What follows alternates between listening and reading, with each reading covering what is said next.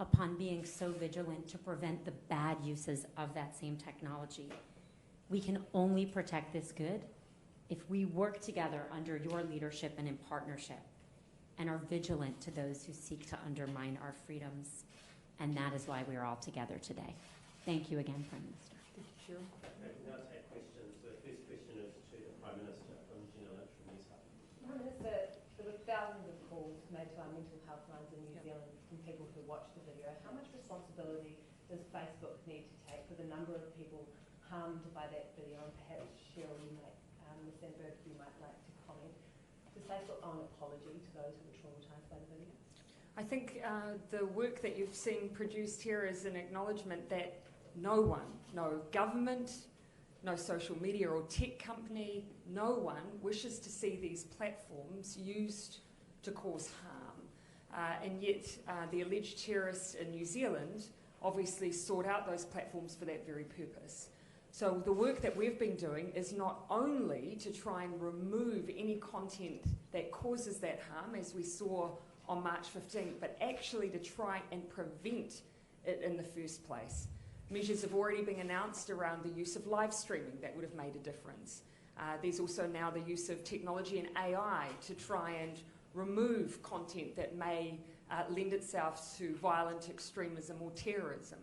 And we're also committing through the GIFCT, through this new organisation, to do further work to understand those who are seeking out violent or terrorist content online and try and redirect them to other forms of content.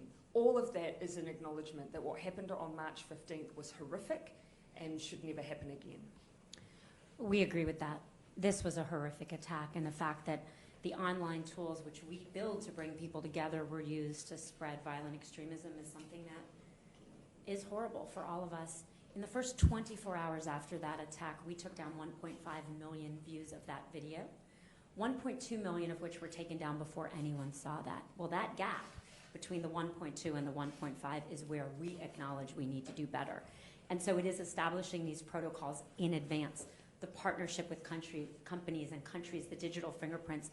We can't wait until a moment like this happens again. We have to do the hard work now to establish the systems and the protocols and the cooperation, and that's what today is about. Rebecca Wright from CBC. Ms. Sandburg, there today, right now, remains footage on Facebook of that Christchurch terror attack. So how do you respond, I suppose, to that fact? And also, as a citizen and as a mother, do you apologise to the families of the victims who may come across that material in their feed and be re-traumatised by it? Yeah, anytime anyone sees anything on Facebook, that is something we deeply regret. We have tried as hard as possible to get things down. We will continue to look for every instance to get it down. That's why we're making massive investments. You know, the people who seek to do good on our platforms are many, but the people who seek to do harm are there as well. And they will take video and change it a tiny bit so it eclipses our systems. And it's up to us to make massive investments, which we are doing, in order to make sure we can find every little change, every iteration. We've invested hugely in people, hugely in AI, but we know that whatever we've done today will never be enough. And that, again, is why the GIFCT, these processes, the Christchurch call to action are so important, because it's not just about preventing the last thing that happened like this, but the future things, even if we don't yet know what they are. And that's why this global cooperation is so important to us. Davey Albert from the New York Times.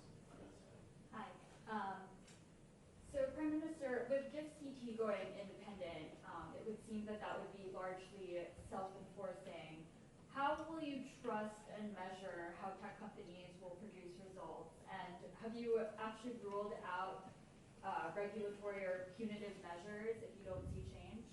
I think all of the areas in which we're going to see the greatest benefit, all of the areas where we're going to prevent the greatest amount of harm are in those preventative areas.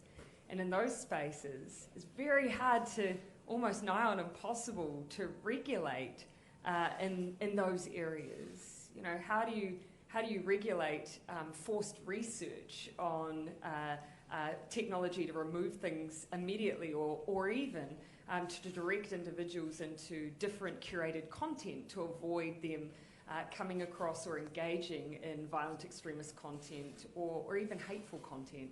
So that's a space where if we want the greatest gains, we actually have to collaborate.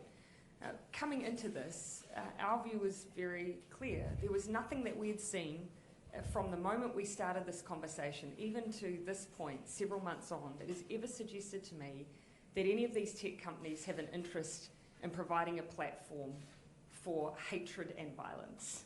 And so the difference for us has been, how do we then engage those who share our values for a secure and open and free internet, but also removing that platform for hate? How do we then continue to do work together? So far, the engagement has been excellent, and I think that comes out of actually a common desire to see change and an acknowledgement. If all of us want to retain social license, there has to be that engagement and there needs to be that change. And the final question from Kylie Roach from Bloomberg. Ms. Sandburg, as Facebook moves further into encryption, how do you think that kind of technology will impact your ability to remove terrorist content or prevent attacks before they happen? So we're deeply committed to working with law enforcement around the world to finding violent extremist terrorists and working both to prevent actual attacks but also prevent the hatred that spreads to those attacks. Encrypted, particularly in one-to-one messaging, is a technology that consumers have been moving to en masse. The fastest growing message platforms are encrypted. And so our challenge is to provide the technology that's very important for consumer privacy, for consumer safety, for the privacy of people's messages, but still work with law enforcement. One of the things that's helped us is that because we have multiple platforms, some have been encrypted like WhatsApp, some are not, like Facebook and Instagram, we are often able to find people on one and then take them down off of the encrypted platforms, and I think that has helped us a great deal. Okay. Thank you. Thanks very much.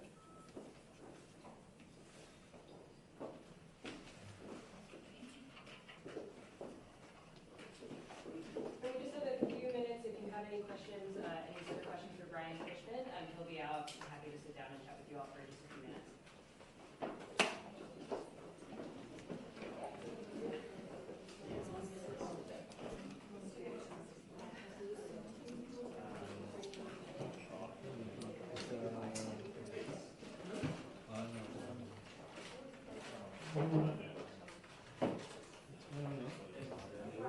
Hi, everybody.